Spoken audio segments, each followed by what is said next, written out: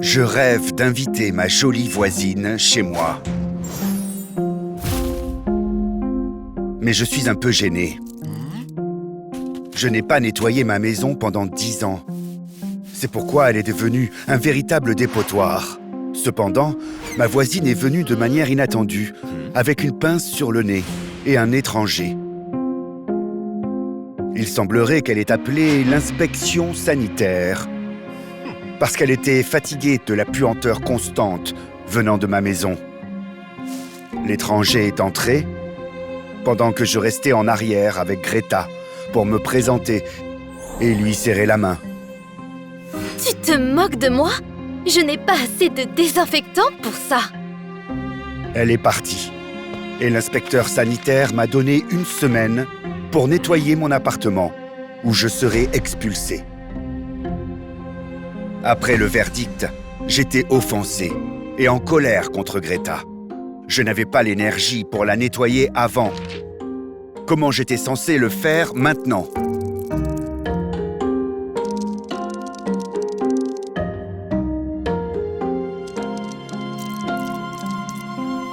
Lève-toi! Tu n'as qu'1 semaine. Je ne peux plus respirer. Mais j'avais juste assez de force pour me tourner de l'autre côté et me rendormir. Cette nuit-là, je me suis réveillé avec une odeur étrange. Je me suis levé, j'ai ouvert la fenêtre et j'ai vu de la fumée. Elle venait de la maison de Greta. À cet instant, j'ai ressenti une chose que je n'avais pas ressentie depuis très longtemps. De la détermination.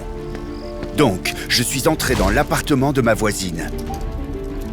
Greta était étendue, inconsciente, dans sa chambre, entourée de flammes et de fumée noire. En évitant d'en respirer, j'ai pris Greta dans mes bras. Et à l'abri des flammes, je l'ai emmenée dehors.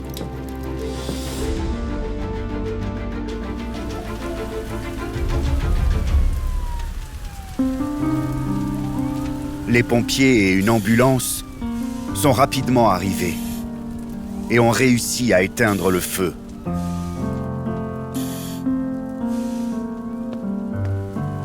Ils ont également découvert la cause de l'incendie.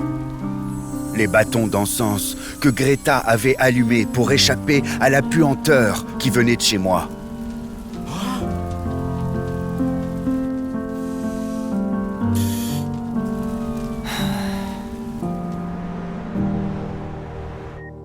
À ma grande surprise, elle m'a parlé et m'a remercié de l'avoir sauvée. Elle a aussi demandé quelque chose qui l'a troublée.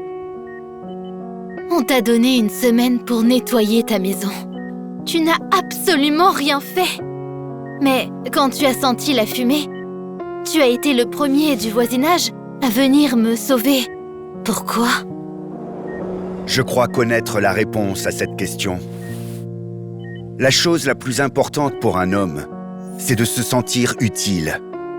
C'est pour cela qu'on sort du lit tous les matins. Ma vie n'avait aucun sens depuis plusieurs années. J'ai dit à Greta que j'avais été un père de famille. J'avais des amis, des affaires, des loisirs. Mais tout a pris fin quand ma femme m'a trompé. Elle est partie, emportant mon entreprise avec elle. Ma raison de me lever le matin. De prendre soin de moi et de la maison. Greta m'a écouté attentivement et m'a tenu la main.